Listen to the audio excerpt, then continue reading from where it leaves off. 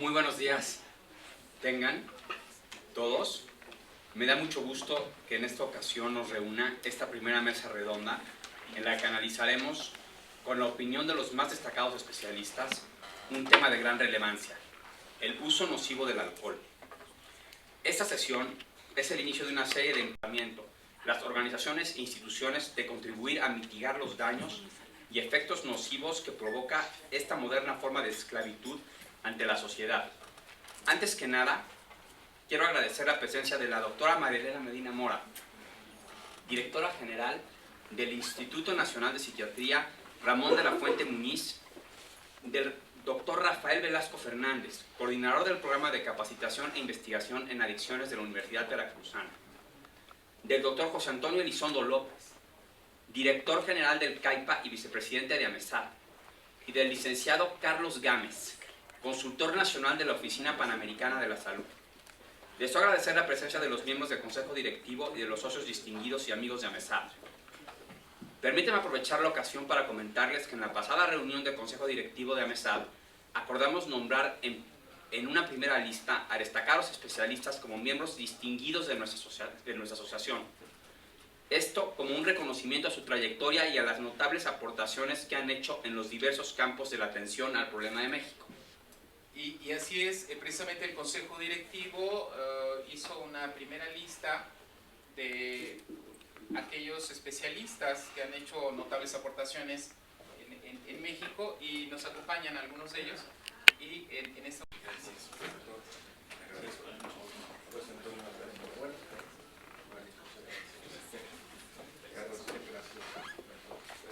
Felicidades a todos. Y vamos a inicio ahora sí, le damos la palabra y le pedimos que ocupe su lugar el doctor Elizondo. El consumo del alcohol continúa siendo, hoy por hoy, el principal problema de drogas en nuestro país. Así lo avalan las cifras que año con año se registran fundamentalmente en la encuesta nacional de adicciones, la última en el año del 2011, y pese a que hay preocupación por todo el fenómeno de las adicciones en nuestro país, creo que no debemos perder la atención sobre el principal problema que lo constituye el alcohol. Nos da mucho gusto que en esta ocasión esté reunida esta pequeña gran familia de los que trabajamos en el campo de las adicciones. Casi todos nosotros, incluyendo a María Elena Medina Mora, al doctor Velasco Fernández, nos hemos iniciado luchando contra los problemas del alcohol y después entrando en el problema de las otras adicciones. Pero el día de hoy estamos reunidos en esta mesa redonda para analizar y discutir las estrategias para reducir el uso nocivo de alcohol y las medidas que se requieren en nuestro país para atender esta problemática. Para esto tenemos a tres distinguidos ponentes: el licenciado Carlos Gámez, representante de la Oficina Instituto Nacional de Psiquiatría, doctor Ramón de la Fuente. Ella es doctora en Psicología Social, presentó su primer trabajo sobre su investigación en la problemática de salud pública del alcoholismo en el año de 1972. Y de esa fecha a la actualidad ha trabajado enormemente, tanto dentro del país como fuera del mismo, en el problema del consumo del alcohol y de las drogas. Al maestro Rafael Velasco, yo lo conocí siendo alumno de él en la especialidad de psiquiatría en la Universidad Nacional Autónoma de México, en la Facultad de Medicina. Leí uno de sus primeros libros publicados, esa enfermedad llamada alcoholismo, Y pues de ahí en adelante, el trabajo que hemos realizado juntos en muchas ocasiones, pues simplemente diré que el doctor Velasco Fernández, pues es y ha sido presidente del CESAL, el Centro de Estudios sobre Alcohol y Alcoholismo, fue secretario técnico del Consejo Nacional contra las Adicciones y también fungió como director general de salud mental de la Secretaría de Salud.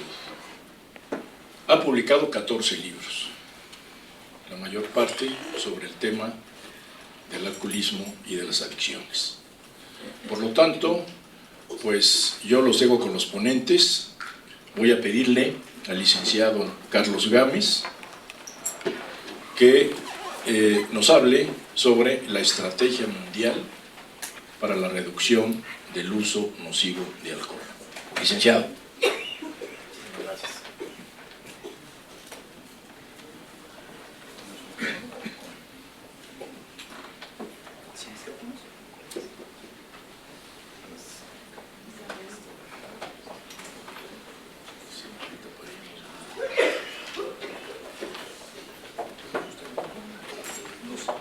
¿Me escuchan bien? Creo que me escuchan bien y no es necesario el micrófono, ¿verdad?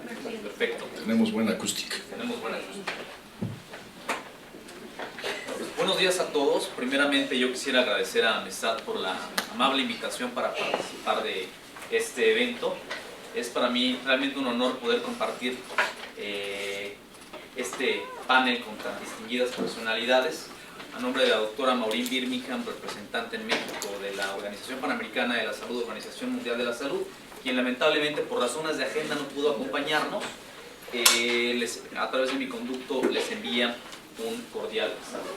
Muchísimas gracias. Pues bueno, ciertamente el tema que me han invitado a presentar es la Estrategia Mundial para la Reducción del Uso Nocivo del Alcohol, la cual, sin lugar a dudas, constituye un bien público de gran trascendencia. Y es un bien público que ha sido construido justamente como respuesta a un gran problema de salud pública.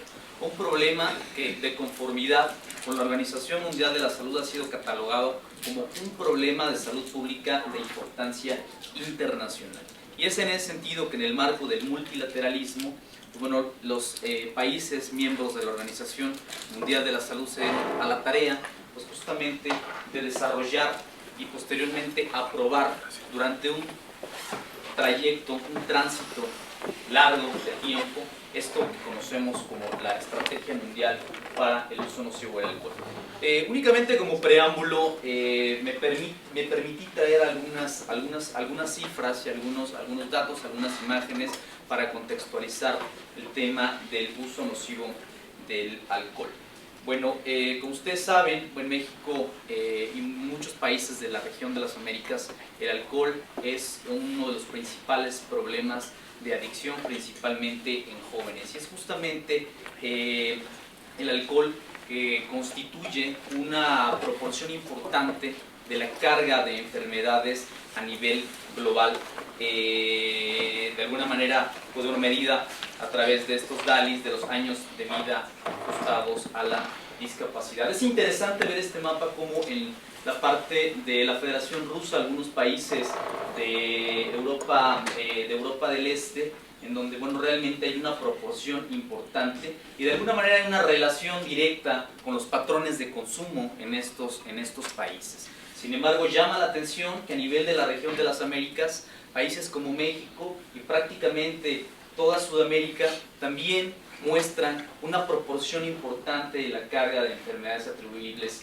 al consumo nocivo del alcohol, que sin embargo, bueno, resalta y contrasta con algunos de estos países de la región en donde no tenemos un consumo per cápita tan alto como en aquellos países. De conformidad con los datos y con el último informe de la Organización Mundial de la Salud, se estima que existen cerca de 2.5 millones de personas que mueren anualmente de manera prematura por padecimientos asociados al uso nocivo del alcohol. Y es justamente lo que yo les quería un poco mostrar en términos del consumo per cápita. Nuevamente vemos esta región de Europa del Este, algunos países de Europa Central, específicamente vemos Francia, vemos a Alemania, vemos nuevamente a la Federación Rusa, una parte de la península escandinava, ¿no?, con un consumo per cápita por encima de la media global.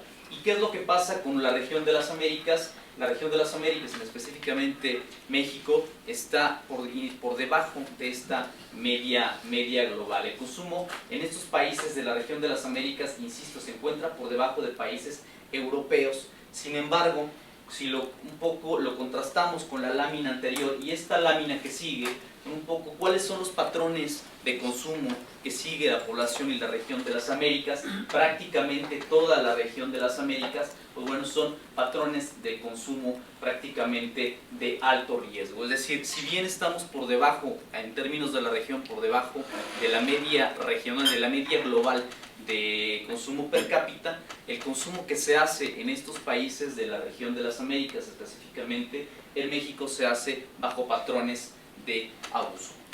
Resulta ineludible reconocer también pues, la estrecha relación que existe entre el uso nocivo del alcohol y las enfermedades crónicas no transmisibles. Es uno de los principales factores de riesgo común. De hecho, en la región de las Américas es el principal factor de riesgo, en la región de Europa es el segundo factor de riesgo común. Y aquí esta gráfica me parece que ejemplifica de manera muy clara la distribución de estas muertes, estos padecimientos y fallecimientos prematuros asociados al consumo de alcohol, en donde principalmente pues bueno, vemos diversos tipos de cáncer, accidentes no intencionales, cirrosis hepática y algunos otros desórdenes neuropsiquiátricos. De igual manera, pues bueno, el uso nocivo de alcohol, el consumo de alcohol en ese sentido, está considerado dentro del top 10 de los principales factores de riesgo, únicamente por encima, únicamente por encima del consumo de tabaco, de glucosa en sangre y de sexo no seguro. Mucho se ha hablado también en el tema, por ejemplo, de control de tabaco y lo que es el tema de consumo de tabaco como una puerta de entrada a otras elecciones, y ustedes pues bueno, saben perfectamente de este tema, y justamente el tema del alcohol también como una puerta de entrada al consumo de otras sustancias psicoactivas. Me parece que esta gráfica ejemplifica de manera muy clara, pues bueno, cuáles son las principales sustancias psicoactivas que de alguna manera son sujetas o causas de tratamiento en algunos países, básicamente a nivel global, en donde vemos que prácticamente cerca del 54% de los países prácticamente atienden o dan atención a la adicción por el alcohol por encima de algunas otras sustancias psicoactivas que vemos en este momento. Cuando yo mencionaba la estrategia global, realmente, insisto, es un bien público global de gran trascendencia. Un poco mencionaba al inicio la trayectoria de los doctores, de los distinguidos panelistas que nos acompañan, y que realmente desde hace 30, 40 años que se hablaba y que mucho ya se estaba trabajando sobre este tema, a nivel del multilateralismo, y vemos el antecedente de la estrategia en 1979. Estamos hablando de hace 33, 34 años, cuando se establece en la Organización Mundial de la OMS, en la Organización Mundial de Salud, el programa sobre problemas relacionados con el alcohol. En 1980 se prevención y control de drogas, y no es hasta 2005 en donde ya de manera sostenida prácticamente es un trabajo continuo de las partes, de todos los países miembros de la organización, hasta llegar a cumplir el objetivo, que es mucho aprendizaje, ha habido mucha aportación, y realmente pues la delegación mexicana ha jugado un papel de liderazgo en este sentido. La estrategia global para reducir el uso nocivo del alcohol, como ya mencioné, que se aprobó en el año de 2010, tiene por objetivo general pues el brindar, como ya mencioné, un mapa de ruta, una orientación general sobre cómo instrumentar políticas públicas efectivas en términos de reducción de la demanda, reducción de la oferta, tratamiento y básicamente todo un esquema de medidas, un conjunto de intervenciones para detener y revertir eventualmente la epidemia de, en este caso, los problemas asociados al consumo de alcohol. Dentro de las principales pilares o los principales objetivos estratégicos, destaca el aumentar la conciencia o resaltar la concientización sobre los daños que implica el uso nocivo del alcohol, consolidar los conocimientos y la evidencia científica internacional sobre la magnitud de los daños relacionados con el uso nocivo de alcohol, incrementar el apoyo técnico y la cooperación internacional para movilizar recursos y mejorar los sistemas de monitoreo, vigilancia y difusión de esta información. Creo que todos los que estamos relacionados o trabajamos en salud pública sabemos que para detener o de revertir un problema de salud pública tan importante, pues realmente no hay fórmulas mágicas. Y realmente la única solución es la implementación de diversas intervenciones que en su conjunto logran de alguna manera llegar al objetivo. Este es el caso de la Estrategia Mundial para la Reducción del Uso Nocivo del Alcohol, que cuenta con 10 esferas o 10 áreas de acción recomendadas, dentro de las cuales pues, bueno, destaca el liderazgo, la concientización y el compromiso, que de alguna manera eso lo traigo a colación a partir de un evento que también hizo AMESAD, tratando de promover el establecimiento, al menos a nivel nacional, de un día, conmemorar el Día Nacional Sin Alcohol, ¿no? Así como tenemos un Día Mundial Sin Tabaco el 31 de mayo, pues bueno, en noviembre, que también a partir de una de las resoluciones de la Asamblea, pues bueno, se ha discutido ampliamente la necesidad de, en base a esta esfera de la estrategia, tratar de definir un Día Mundial Sin Alcohol. Entonces, en ese sentido, a eso se refiere la parte de liderazgo y concientización, de poner en relieve las devastadoras consecuencias que tiene el uso nocivo del alcohol. Bueno, también otra de las esferas importantes es la respuesta efectiva de los servicios de salud efectivos, asequibles, ¿no?, a disposición de la población, la acción comunitaria, un poco el trabajar el tema de la estrategia desde lo local, y un poco no desde el enfoque de una estrategia global y de lo abstracto que esto puede parecer, y cómo una estrategia mundial va a llegar a una nación, a un estado y a un municipio, a las comunidades como tal. Entonces, un poco revertir esta tendencia y trabajar la implementación de la estrategia desde lo local.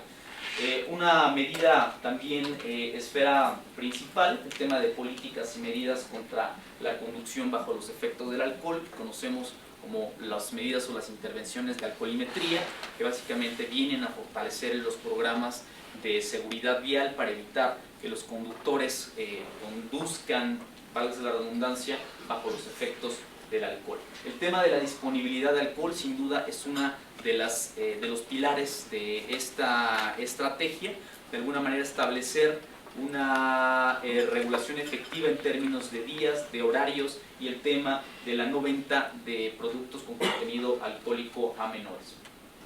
La regulación estricta y restricciones a la publicidad me parece que es uno de los temas torales de esta estrategia. Existe suficiente evidencia científica que demuestra que cada vez a menores edades, a una edad más corta, los jóvenes tienen su primer acercamiento con el alcohol. Y sin duda es ineludible reconocer el impacto que tienen las estrategias de mercadotecnia, de comercialización de estos productos con contenido alcohólico. Entonces, de alguna manera es la necesidad de proteger, ¿no?, sobre estos mensajes y estas campañas tan agresivas en términos de publicidad de alcohol. El tema de política de precios, de igual manera, existe suficiente evidencia que demuestra que es la política pública más costo efectiva el incrementar los precios a través de impuestos. Esto es justamente como una medida de reducción de la demanda que desincentiva la compra de estos productos, específicamente en población vulnerable. Y esto me refiero a los jóvenes y me refiero incluso también a las personas de escasos recursos que erogan una cantidad muy importante de su presupuesto semanal o mensual en la compra de productos con contenido alcohólico, en detrimento de la erogación que podrían hacer para la atención de aspectos más básicos como la alimentación, la educación, el vestido y la atención médica, entre otros. Bueno, mitigación de consecuencias negativas del consumo de alcohol y la intoxicación etílica, la reducción del impacto de la salud pública del alcohol ilícito y la producción informal, y por último el monitoreo, seguimiento y vigilancia. Son las 10 esferas que implica o que considera esta estrategia, y como mencioné de alguna manera, pues bueno, es un abanico, no es solamente la implementación de una o dos o tres medidas, sino realmente el conjunto de todas estas medidas lo que realmente derivará en alcanzar los objetivos en este sentido. Cuando hablamos de implementación, desarrollo, incluso evaluación de medidas sobre reducción de uso nocivo de alcohol, sin duda tenemos que referirnos y tenemos que considerar como marco de referencia la estrategia. Y en ese sentido la estrategia de alguna manera también nos da un mapa de ruta para saber cuáles son las políticas más efectivas y cuáles son otras políticas que de alguna manera no se consideran realmente con un impacto importante para lograr, al menos lograr, insisto, los objetivos de salud pública. En ese sentido, pues bueno, dentro de las políticas con menor efectividad se habla de los códigos voluntarios y de la autorregulación en términos, por ejemplo, de la publicidad, la promoción de bebidas sin alcohol, la educación o un poco los mensajes sobre consumo responsable en estudiantes universitarios, los conductores designados, las advertencias o pictogramas como en el tema del tabaco para las bebidas alcohólicas, que de alguna manera se han considerado como que realmente son políticas de poca efectividad. En contraste, la evidencia también demuestra, experiencias internacionales así lo constatan, las políticas más efectivas en este sentido pues es de alguna manera establecer edad mínima para compra y consumo de alcohol, licencias para puntos de venta, ¿no? como sucede en México a nivel municipal, la regulación y restricción de la disponibilidad de alcohol en términos de días, en términos de horarios, la reducción de la demanda mediante impuestos o una política de precios integral, los operativos de alcoholimetría, las intervenciones breves, por supuesto, ¿no? para los bebedores de riesgo, las restricciones a la publicidad y el tratamiento a las personas dependientes. Y me voy a detener un poquito en el tema de las restricciones a la publicidad, porque realmente, como mencionaba, es uno de los aspectos torales de la estrategia. Y es uno de los aspectos que se tienen que considerar realmente para la implementación y el desarrollo de política pública en el mundo, de cara o un poco a la sombra de esta estrategia. Entonces, hay algunos, de alguna manera, hay algunos ejemplos que podemos ver aquí. La publicidad, y es un poco la publicidad sumamente agresiva, publicidad que en teoría está dirigida a adultos, pero pues bueno, utilizan muchos elementos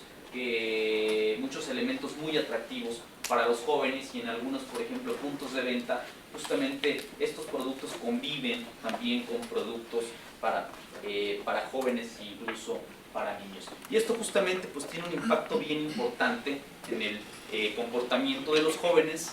En parte disminuye la edad de inicio, es decir, acrecenta o hace más temprano el primer contacto de los productos con contenido alcohólico, aumenta la frecuencia del consumo, en algunos casos promueve el consumo bajo patrones de abuso y crea la impresión de que el consumo es una norma para todas las sociedades y para todas las personas. Y bueno, ejemplo de esto, pues bueno, vemos más campañas en donde, pues incluso campañas muy lamentables, en donde se promueven las imágenes de personas jóvenes. Brasil, es Brasil, y en donde de alguna manera también están publicitando bebidas sin alcohol o con un bajo contenido de alcohol. Finalmente, yo quisiera reiterar mi agradecimiento por la invitación para participar en este importante foro. Realmente creo que ustedes son expertos en todo este tema, y únicamente yo sí quisiera dejar de manifiesto, pues bueno, que de alguna manera la Organización Mundial de la Salud ha sido muy enfática en reconocer y considerar que la industria alcoholera no tiene ningún rol que jugar en el tema de desarrollo e implementación de políticas públicas para la reducción del uso nocivo del alcohol. Y en ese sentido, pues muy recientemente nuestra directora general, la doctora Margaret Chan, con motivo de su presentación que realizó en el marco de la reunión global de salud pública, pues de alguna manera reconoció y de manera sistemática mencionó que los intereses de la industria alcoholera y los intereses de salud pública son totalmente contrarios e irreconciliables. Dejaría hasta ahí mi presentación y muchísimas gracias.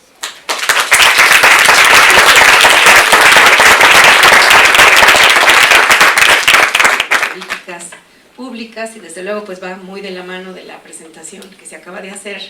Entonces voy a hacer pasar rápido algunas diapositivas, pero poner el énfasis en la parte sobre la investigación en México, o sea, qué sabemos de estas políticas, en su impacto en México, dados nuestras características.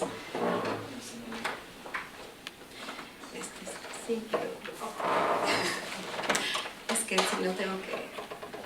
Entonces, pensaba hablar un poco sobre cómo afecta el abuso de alcohol en México, desde luego por las estadísticas de la carga global de enfermedad, voy a pasar muy rápido eso, cómo afecta a nuestra población en estos elementos que son básicamente los que dan la base para las políticas, y qué nos dice la evidencia sobre las políticas en México.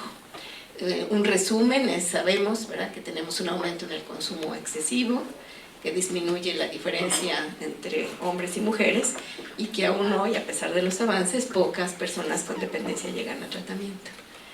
Sabemos que tenemos altos índices de accidentes, muchos problemas derivados del consumo en situaciones de riesgo, y la participación, desde luego, en violencia, y esta preocupación grande que tenemos del consumo durante el embarazo. Me parece que es una de las políticas que habría que abrazar de manera muy puntual.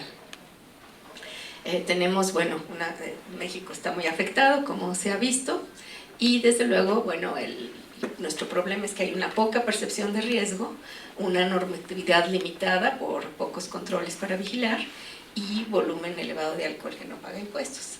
En este sentido, ha bajado el volumen de alcohol que no paga impuestos, les voy a dar algunas estadísticas, y en lo que se refiere a la percepción de riesgo, que es donde tendríamos que ver, porque si bien los datos de investigación, coincido completamente, nos dicen que los programas en las escuelas tienen poco impacto en salud pública, pueden tener un mensaje individual, pero poco impacto en salud pública, si no se ligan a normas, sí tienen un valor muy importante en incrementar la percepción de riesgo y en pasar un mensaje importante sobre la importancia de la normatividad. Entonces pienso que estas situaciones en México las tenemos que ver globales. Un poco hablar de que hay transiciones históricas, que tenemos épocas de mucho consumo, de bajo consumo. Ahorita México definitivamente está en un crecimiento de consumo y baja percepción de riesgo, y por eso incremento de problemas. ¿Cuáles serían las consecuencias del abuso? Tenemos dos ejes que tenemos que considerar, que es el consumo agudo,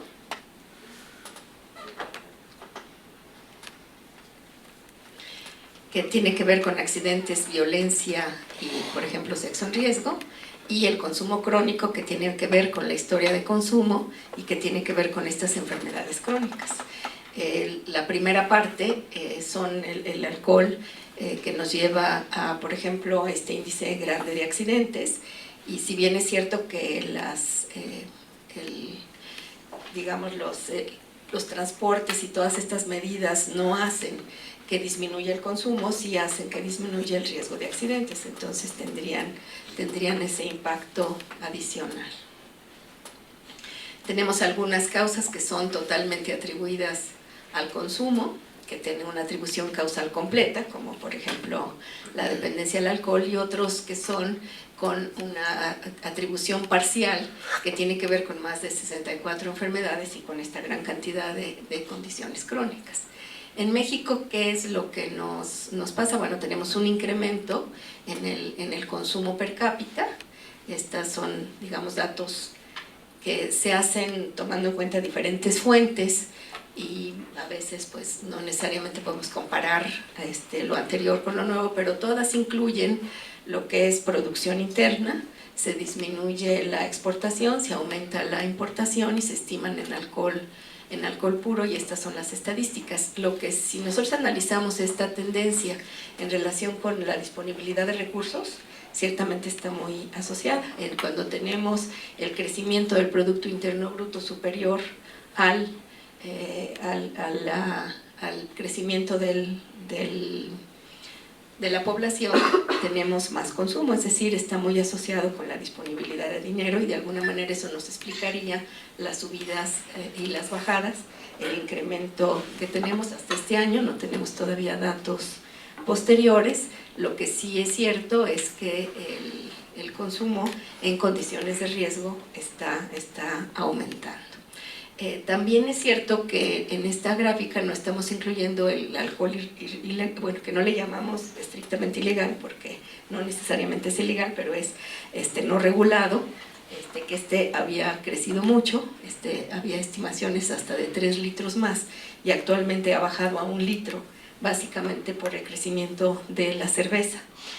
Entonces, esto lo vamos a ver. Estos son los datos de la OCDE, y lo que tenemos es México está en azul, y vemos como comparado con otros países estamos nosotros subiendo. Hay países que están bajando, pero otros países como el Reino Unido, donde también hubo un incremento.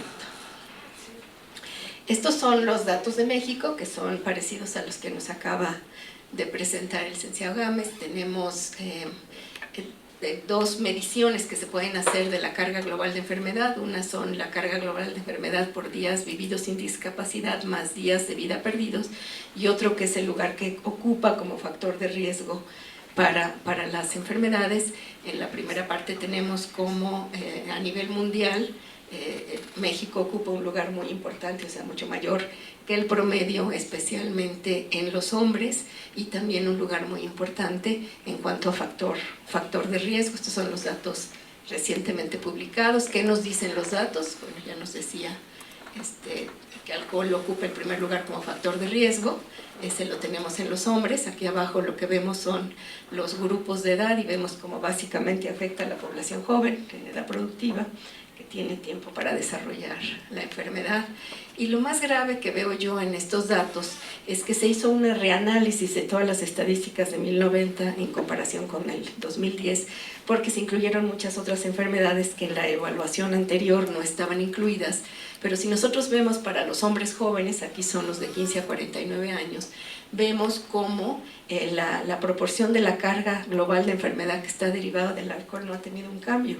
Y eso nos habla de la importancia de que no hemos sido capaces, a pesar de nuestros 40 años de interés, de poder hacer modificaciones reales en las políticas públicas, y de la importancia de que tenemos que trabajar todos juntos para poderlo lograr, ¿no? ¿Qué es lo que más nos afecta? Por las condiciones agudas, especialmente accidentes y violencia, aunque también tenemos tasas altas de cirrosis y otras enfermedades, nuevamente los jóvenes.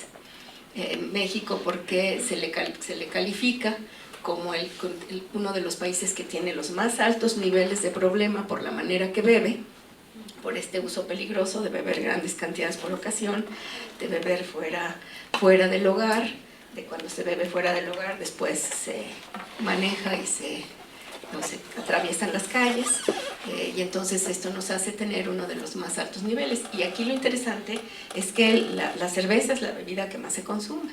Aquí tenemos una situación, ¿verdad? Estamos viendo cómo la cerveza ha ido ganando mercado. Actualmente se calcula que tiene el 72% del consumo. Ellos han tenido una estrategia muy efectiva de llegar a todos los expendios de alguna manera y a todos los lugares del país.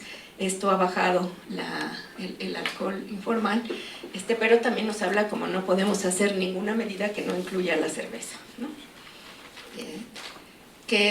Bueno, no me voy a saltar esta porque... ¿Qué es lo que nos dicen los datos? Bueno, tenemos el inicio temprano, tenemos un incremento importante en la población adolescente, principalmente la población de hombres, pero en las mujeres vemos cómo de alguna manera el consumo alto no cambia tanto, pero tenemos también importantes niveles de dependencia dado el nivel de consumo. Sin embargo, si nosotros analizamos por grupos de edad y separamos a las mujeres de 12 a 17 de las de 18 a 65, vemos cómo, a diferencia de los hombres, no tenemos gran diferencia. Quiere decir que los hombres, es lógico que los más grandes pues hayan acumulado más experiencia y más problemas. Las mujeres, dado que es un fenómeno más reciente, no tenemos diferencia entre las adolescentes y las adultas. Esto es realmente grave, por eso pienso que el consumo en el embarazo tiene que ser uno de los programas que tenemos que recuperar de manera amplia. Tenemos no muchos cambios en la proporción que recibe tratamiento, pero sí un cambio muy significativo en la población que recibe un tratamiento de calidad, es decir, que se queda suficientemente en el tratamiento, que recibe un tratamiento integral, y eso creo que es importante, pero tenemos ahora que trabajar en extender este buen tratamiento a otros grupos. A nivel de América Latina se estima que el abuso y dependencia del alcohol, cerca del 75% nunca llega a tratamiento. O sea, no es nada más un problema en México, es un problema global. Y como digo, bueno, esta es una de las políticas, ¿no? ¿Cuál debería de ser mi política? Me voy a pasar estas de historia que son realmente interesantes para llegar a los temas que tienen que ver con precios y impuestos. Ya se mencionaba que el incremento del precio vía impuestos es uno de los mecanismos más efectivos. Aquí desde luego tiene que venir de la mano del control del mercado informal. Una de las grandes lobbies que se hacen cuando se trata de incrementar los precios del alcohol es esta situación que tiene que ver con el alcohol informal. Sin embargo, como digo, ha bajado, y si nosotros lo vemos, ¿qué es lo que pasa? Por ejemplo, este es un ejemplo en épocas de racionamiento, vemos cómo disminuye la mortalidad por cirrosis, lo mismo pasa en la guerra. O sea, sí impacta los niveles de consumo, y la pregunta más importante es qué tan elástica es la demanda, es decir, si realmente nosotros incrementamos los precios, pero la gente va a gastar más del poco dinero que tiene para la familia en alcohol, pues estaríamos teniendo una consecuencia, me parece, negativa. Sin embargo, lo que nosotros hemos visto es que es muy sensible a la disminución del consumo. Entonces lo vemos como estas épocas de crecimiento económico se consume más, deterioro económico se consume menos. También lo vemos en términos de la elasticidad de la demanda. Sin embargo, lo que sí es muy importante es si requeremos un incremento de precios al menos en un 10% superior a la inflación para que realmente tenga un impacto. Si no se sube a ese nivel, no tiene impacto porque no afecta la demanda. Y por otra parte también que hay una elasticidad cruzada, de tal manera que si se sube los precios de los destilados y no se sube el precio de la cerveza, la medida tampoco tiene impacto. Eso lo hemos visto históricamente, pero también a partir de los datos. Para la estimación del mercado no regulado hemos hecho muchos análisis, no tengo tiempo ahorita de explicarles con detalle cuáles son. Todos están publicados en el libro de políticas de alcohol que está publicado en el Colegio Nacional, pero digamos lo que nos dan todas las estimaciones es alrededor de 0.86 litros de alcohol puro. Entonces esto es lo que tendríamos que estar sumando al per cápita. Desde luego hay una historia que a lo mejor deberíamos de pensar, porque cuando se hizo el primer programa de atención al alcoholismo, donde participaron los doctores que me acompañan de manera muy, muy efectiva y muy puntual, México tenía una posibilidad muy importante de controlar el mercado de alcohol, porque tenía el monopolio del azúcar, porque tenía la ley de impuestos, tenía los vigilantes en los puestos, en los lugares donde se producía alcohol, pero a partir de ahí empiezan una serie de políticas que prácticamente hacen imposible el control. Y por otra parte, pues todo este incremento del alcohol informal pues se da a partir de los ingenios azucareros que se vuelven cooperativas y que deja de haber este control y este monopolio, sin que al mismo tiempo hubiera una ley que prohibiera la venta a granel, que aparece hasta 2004, lo cual ahora COFEPRIS trabaja muy ampliamente en eso, aunque pues digamos tuvimos mucho tiempo de crecimiento. Ahora, ¿cuáles son estas medidas que se recomiendan? Pues las medidas orientadas a contrarrestar el conducir bajo efectos del alcohol. Aquí vemos que los costos son moderados y lo que es interesante es que estas políticas pueden estar pensándose que sean para población general o para población en alto riesgo. Como ya nos decían, los puntos para detección de alcohol son efectivos. Hay una evidencia importante transcultural de que sí tiene efectivo, no nada más en los países desarrollados, y el conductor designado con poco impacto. Lo que tiene que ver con la detección de niveles de alcohol en sangre, tiene una evidencia que tenemos que aumentar, pero que aparentemente es adecuada. La licencia graduada en adolescentes o cero tolerancia son medidas que son dirigidas a poblaciones de alto riesgo, pero que son efectivas, y la suspensión de licencias en bebedores fuertes también son efectivas. Entonces probablemente tengamos que pensar en estas nuevas medidas. En lo que es la regulación de la disponibilidad física, pues ya veíamos que sí tenía un impacto, que es una de las medidas recomendadas en la estrategia, y que está que es una medida que impacta a la población general, ¿no? Sin embargo, nosotros cuando vemos la restricción de densidad de establecimientos para ver, vemos también que hay evidencia de la efectividad. Desde luego se requiere trabajar con criterios que no sean solamente económicos, y aquí es donde tenemos en México un riesgo muy importante en lo que es la distribución de alcohol dirigida a jóvenes. Este es un dato del macroproyecto de adicciones en la UNAM.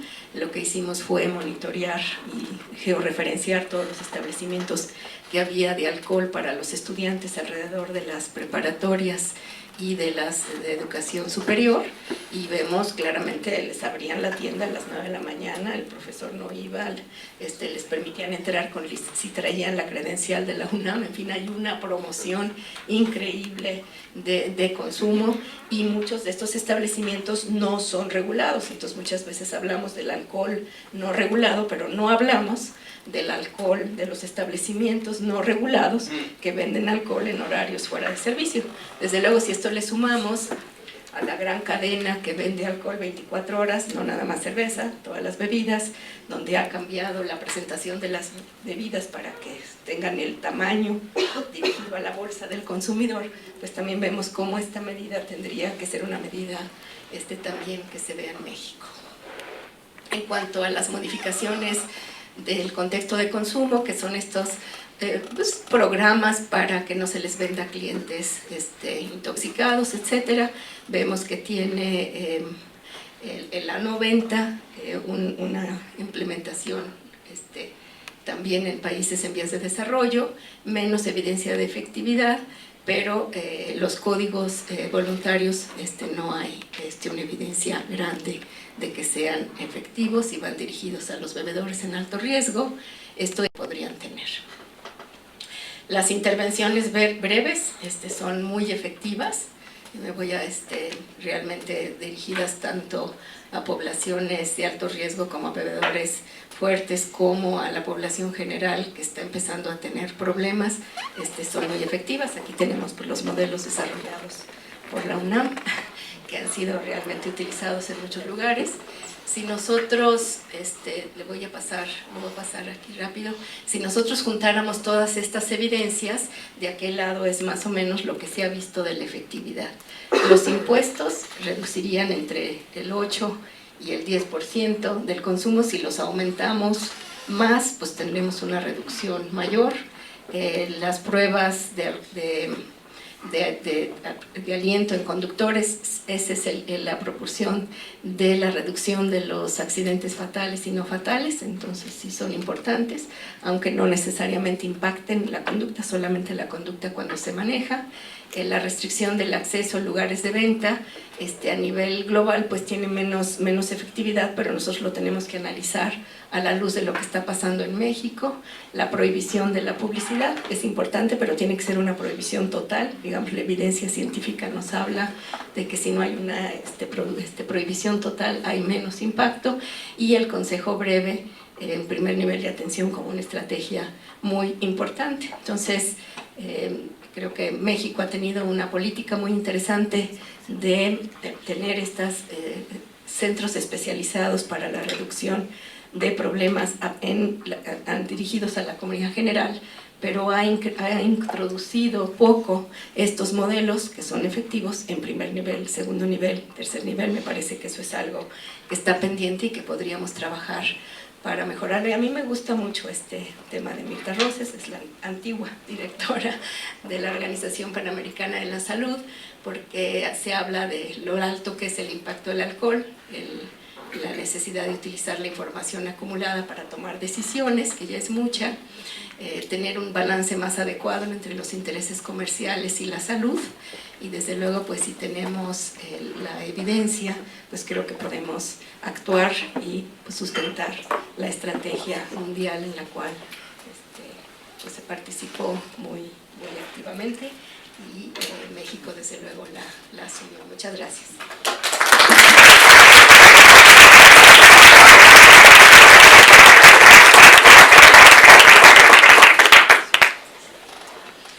Muchas gracias a la doctora Medina Mora por su excelente e informativa presentación. Y ahora voy a solicitar la palabra al doctor Rafael Velasco Fernández, que es el coordinador del Programa de Capacitación e Investigación en Adicciones de la Universidad Veracruzana, para que nos hable justamente de los retos para la atención del problema. Doctor Velasco. Muchas gracias. Sí. Desde luego, si no se oye bien, me dicen, puedo hablar más fuerte, pero al ratito estoy ronco y eso ya no me empiezan a escuchar. Señoras y señores, es una gran satisfacción para mí. Yo voy a leer y me voy a apartar en ocasiones para reforzar algo de lo que digo o poner ejemplos. Es una gran satisfacción para mí, pero no me pasaré de mis 20 minutos, creo.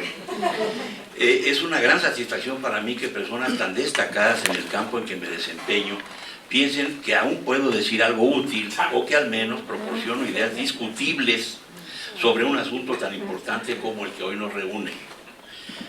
Debo decirles que se dice generalmente que cuando hay un panel o una mesa redonda, el que habla al final tiene todas las ventajas.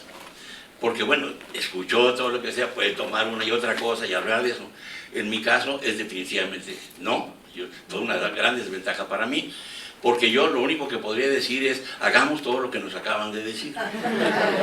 Y ese podría ser una conclusión del gran reto de México, ¿no?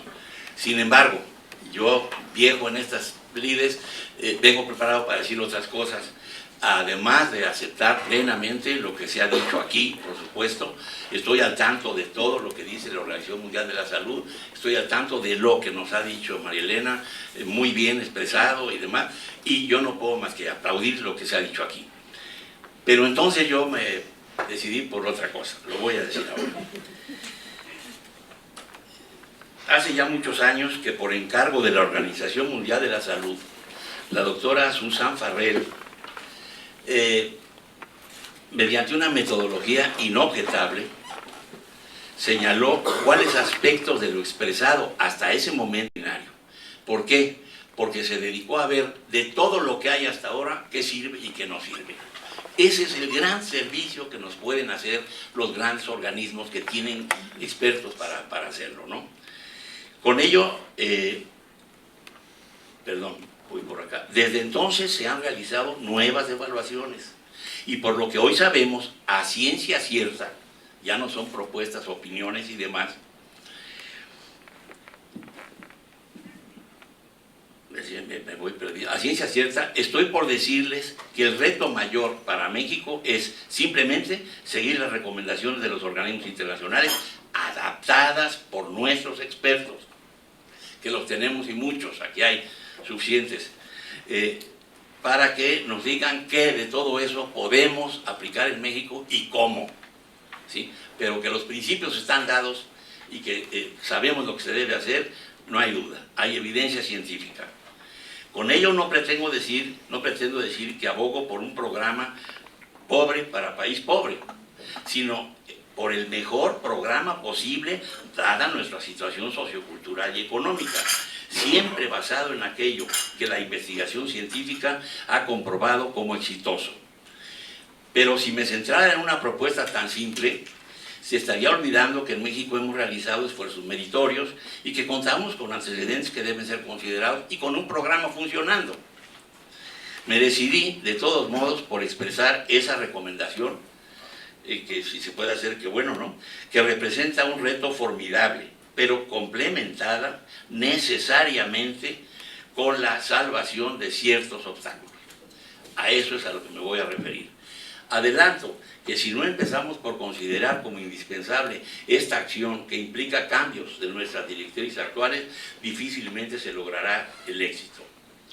Les ruego, por favor, que no me tomen como un francotirador, una persona que toma lo malo que hay en algo, aun cuando el promedio sea mejor, muy bueno, y le tiran, ¿no? Y entonces queda bien con los que saben que las cosas están mal y qué bueno que se dijo y no sé qué. No se trata de eso. Voy a señalar algunos retos que tenemos en México y que, bueno, voy a expresarlos como retos más terrenales, digamos, más mexicanos. Unos meses antes de concluir la administración federal anterior, la Comisión Nacional contra las Adicciones creó lo que llamó Grupo de Expertos de Alto Nivel en Adicciones, así le llamó, cuyos integrantes fuimos invitados a sesionar en varias ocasiones para conocer los programas preventivos y opinar sobre ellos. Los integrantes del grupo recibimos documentos sobre los cuales expresamos comentarios y opiniones, mismos que fueron discutidos en las sesiones realizadas, que no pasaron de 5, según recuerdo. Uno de los documentos a los que me refiero es el Programa contra el Alcoholismo y el Abuso de Bebidas Alcohólicas del Gobierno Federal, catalogado como documento de trabajo. Mi contribución personal, como la de otros compañeros del grupo, algunos aquí presentes, fue leída y comentada durante las sesiones. La primera sugerencia que hago hoy aquí es que tanto el documento mencionado, presentado por la CONADIC, como nuestras opiniones escritas sean tomados en cuenta en cualquier nuevo intento por establecer programas preventivos del uso nocivo del alcohol en nuestro país. Soy modesto, digo, que se tengan en cuenta, que se discutan, obviamente. Solicito lo anterior, pues con base en mi experiencia personal, ya muy vasta, conozco la costumbre de hacer algo cercano al borrón y cuenta nueva en cada cambio de administración. El documento de trabajo al que me refiero quizá fue modificado una vez escuchadas las opiniones vertidas, pero nunca fuimos informados sobre ello.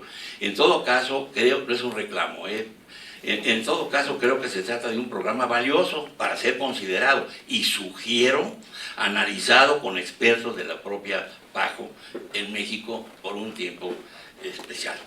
Pero también ignoro si fue aprobado y se encuentra vigente. Como en todo caso se espera de los invitados a este foro de hoy una opinión sobre el tema, me baso en la respuesta que entonces formulé. Empiezo por decir que desde que se creó el original CONADIC, entonces era el consejo, por la comisión, al que vine a ser y al que más tarde dirigí, enfrentamos varios retos que, si bien se han abordado con éxito variable, pero no completo, continúan presentes y a la espera de soluciones definitivas. Es a eso a lo que me voy a referir. Supongo, por las comunicaciones que periódicamente recibimos de los organismos internacionales, que los obstáculos a los que me voy a referir han sido bien identificados por sus expertos. Bueno, no es un supuesto. Leo, obviamente, todas estas notificaciones que nos envían los organismos internacionales y sé que conocen estos problemas. Antes, debo decir que estoy totalmente de acuerdo con lo que aquí se ha dicho, etc. Pude haber basado mi intervención en lo que, gracias a la experiencia local y a las recomendaciones de los organismos internacionales de la ONU, conocemos como evidencia demostrada. El CONADIC se integró originalmente para establecer las estrategias a seguir en el campo de las adicciones en general, considerando en particular los aspectos relativos al consumo de sustancias adictivas legales. Había un programa específico para el tabaco y un programa específico para el alcohol. Así ha sido siempre. Su segundo propósito era lograr por primera vez la coordinación de acciones, ante el hecho indudable de que existían diversas instancias dedicadas a la prevención, cada una con su propio enfoque, sus procedimientos y sus metas, y sus estrategias todas. Debo decir que ciertamente atenuado, ese problema sigue presente. Si analizamos los materiales de difusión que publican los organismos federales, estatales y municipales, comprobaremos la falta de coordinación, principalmente en los contenidos que se difunden, desde las definiciones de drogas o de alcoholismo. Y debemos considerar algo aún más importante, la discrepancia entre los métodos utilizados.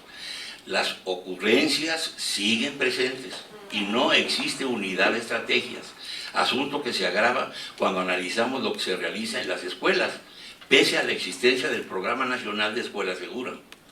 Nosotros lo vivimos todos los días en Veracruz. Este último debe ser revisado por expertos. Ya es tiempo de valorar el programa Escuela Segura, por expertos que consideren de verdad las diferencias culturales regionales, así como la ausencia de contenidos médicos en el programa, indispensables en la difusión de conocimientos en este campo. Así pues, la coordinación debe mejorarse. Otro reto se refiere a la necesidad urgente de capacitar adecuadamente a los actores de la prevención, desde maestros y padres de familia hasta quienes dirigen programas preventivos en municipios, escuelas e instituciones de educación superior. Me detengo a considerar el caso de los profesionales que operan en los centros de atención primaria de las adicciones, UNEMES CAPAS. Ellos, psicólogos, médicos y trabajadores sociales, han recibido capacitación.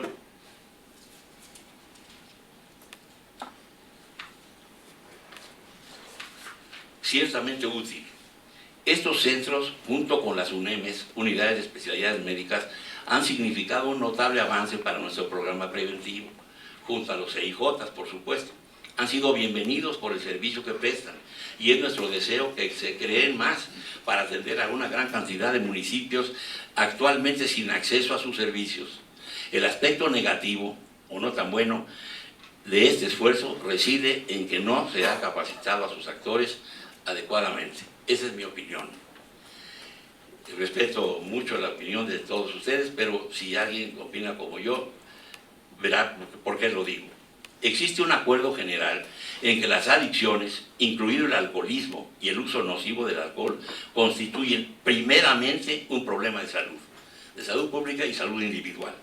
Sin embargo, en la capacitación que se lleva a cabo, los aspectos médicos se encuentran medio olvidados. Nada hay, o muy poco, sobre comorbilidad. Nada tampoco sobre la psicopatología que puede presentarse en la población joven, mayoritaria en el caso de los CAPAS y los EIJs, como la anorexia mental, el inicio de la psicosis, los trastornos por déficit de atención e hiperquinesia, etc. De eso, muy poco.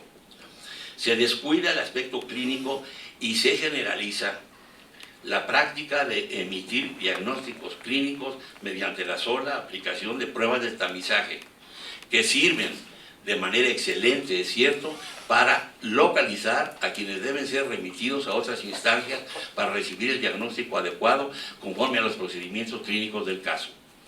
En este momento se está realizando en Jalapa un encuentro estatal veracruzano de los CAPAS. Yo fui invitado a participar ahí para llevar a cabo estas ideas y le estamos dando cursos de psicopatología que ellos agradecen enormemente y que además no cuesta mucho hacerlo, es asunto de una semana, se les da material, se llevan con qué exponerlo a su vez en sus lugares, etc. Esta última, no. En cuanto al tratamiento puede suministrarse en los centros de referencia, sabemos que es mucho lo que puede hacerse en materia de prevención secundaria, ya lo mencionó aquí Marilena y todos, el consejo psicológico, la psicoterapia breve, si se hacen bien, funcionan bien. Sobre todo si seguimos las recomendaciones de los expertos de la Organización Mundial de la Salud. Los materiales que estos difunden sobre las entrevistas y las psicoterapias breves que se recomiendan en casos específicos detectados mediante el tamizaje responden a la evidencia científica, son muy buenos. La capacitación que se imparte a los profesionales de los centros citados debe incluir, desde mi punto de vista, otros procedimientos terapéuticos, además de la psicoterapia cognitivo-conductual que se les enseña. Igualmente, es necesario establecer una preparación más efectiva en cuanto al consejo psicológico y la psicoterapia breve recomendadas por la OMS. Coordinación y capacitación constituyen, pues, retos de la mayor importancia. Agrego uno más. Debemos realizar un mayor esfuerzo para lograr la participación de la sociedad en las acciones preventivas. No solo es necesaria para el éxito del programa preventivo, sino que contribuye a la toma de conciencia sobre el problema del consumo nocivo del alcohol. Respecto al uso de sustancias ilegales, la participación social en el programa preventivo se opone a cierta actitud permisiva que nos va invadiendo a las familias mexicanas gracias a diversos factores psicosociales negativos. La permisividad ante las drogas ilegales. Hagamos cuentas y veremos que nos acercamos poco a la comunidad para solicitar su aporte a la prevención. Reconozco que se trabaja en ese rubro, pero creo que no se trabaja lo suficiente. Instituciones como las fundaciones que se dedican a las actividades altruistas, las sociedades médicas de las diferentes especialidades, las grandes empresas, los sindicatos y diversas asociaciones civiles, así como las iglesias y sus feligreses, deben ser invitados a participar en un programa de salud que previene el uso indebido del alcohol y el consumo de otras drogas. Lo anterior coadyuva a que la sociedad en su totalidad se sume a las acciones de salud en general y a las que conciernen a nuestro tema en particular. Paso a otro reto, también mayúsculo, reconocido por quienes nos dedicamos a prevenir el consumo de drogas ilícitas y el uso nocivo del alcohol. Debemos crear mejores sitios de tratamiento, lo más efectivos posible, al tiempo que lo menos onerosos. Con frecuencia oímos que aún falta por desarrollar nuevos modelos terapéuticos adecuados a nuestra cultura y sobre todo a nuestra economía. Opino que ya efectuamos ese ejercicio y que ya obtuvimos modelos adecuados y solo resta multiplicarlos. Me parece que las comunidades terapéuticas propuestas por nuestros especialistas se acercan al nivel que se persigue, al ideal que se persigue, y de ello tenemos pruebas. La CONADIC ha constatado el éxito del modelo Casanueva, por ejemplo, que tenemos en Jalapa, y de otros más que han sido apoyados, nacionales, que han sido apoyados por fundaciones y por el gobierno mismo también, hay que decirlo, siempre han apoyado, y diversos organismos civiles. Ciertamente no basta un modelo, pero ya contamos con algunos. Y no me parece necesario destinar más fondos para seguir buscando modelos. Es mi opinión. Tenemos ya localizados 3 o 4 que funcionan bien, que han sido probados y demás, y pienso que ya debiéramos dedicarnos a favorecer que se multipliquen y en el caso que se pueda, multiplicarlos por el propio Estado. La llamada norma 028 que rige a los centros de tratamiento de las adicciones es sin duda una buena disposición reglamentaria, pero es un hecho que solo se cumple a medias, por decir mucho. Los llamados anexos están lejos de ello, pero se pueden tomar medidas para paliar este grave problema. La propuesta de la Fundación Casanueva ha demostrado su valor. Esta fundación ha diseñado e implementado cursos de capacitación para quienes atienden los anexos impartidos por especialistas en adicciones. Opino que, ante tal evidencia, el camino está abierto y bien vale la pena que las autoridades de salud apoyen acciones similares después de corroborar su eficacia. Se está empezando a cambiar algunos de los grandes problemas que ocurren en los anexos, en donde se lesionan los derechos humanos y todos sabemos lo que ocurre ahí. Dentro de estos retos que he llamado terrenales, en comparación con los que aquí se han comentado, no he citado otros igualmente obvios, como el que se refiere al logro de un presupuesto suficiente, así como al respaldo permanente de las estructuras de gobierno.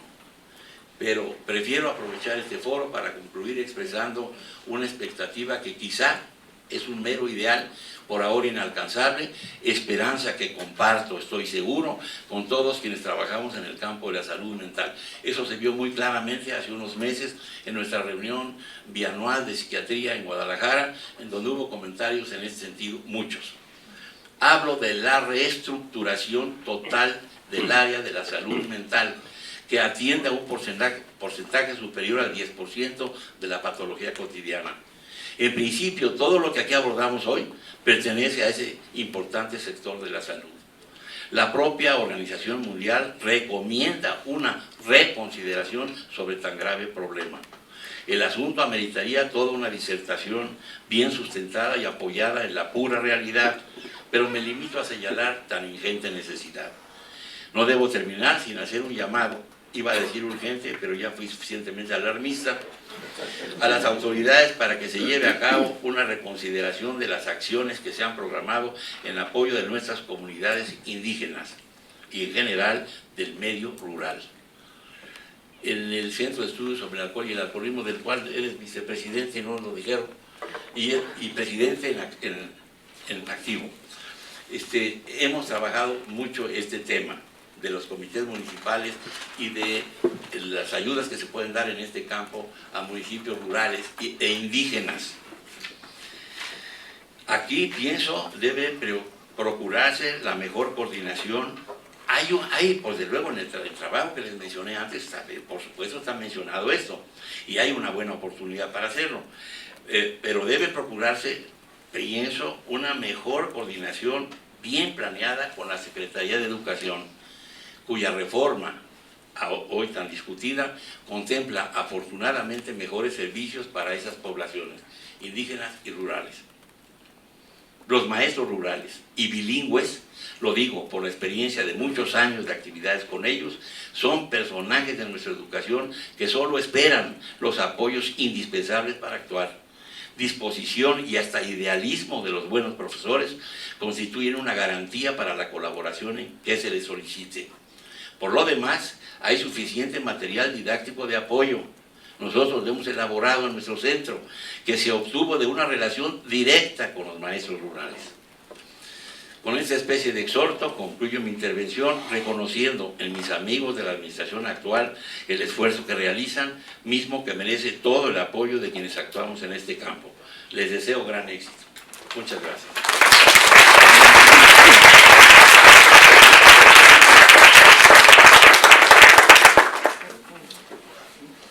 Bueno, creo que todos estarán de acuerdo conmigo en que esta mesa redonda pues ha sido de un alto nivel científico y nos ha aportado y nos ha actualizado conocimientos fundamentales en el campo del tratamiento y la prevención de las consecuencias por el uso nocivo de alcohol. Felicito y agradezco a los ponentes. Debo concluir que la mesa redonda trató básicamente de estos problemas, tanto a nivel mundial, por parte del licenciado Gámez, en que nos hizo una panorámica sobre la problemática del uso nocivo de alcohol en el mundo, reflejada básicamente en nuestro país. La maestra Medina Mora, pues, se centró básicamente en las alternativas que en México se pueden hacer fundamentalmente en el campo de la prevención. Suele ser interesante que las dos grandes estrategias de prevención, que son la educación y la legislación, pues ahora las evidencias actuales señalen un predominio fundamental de la legislación sobre la educación, sin abandonar desde luego este segundo aspecto, pero cuando hay una excelente combinación entre una adecuada legislación y una correcta educación, creo que esto va a ser un campo promisorio para el manejo de estos problemas.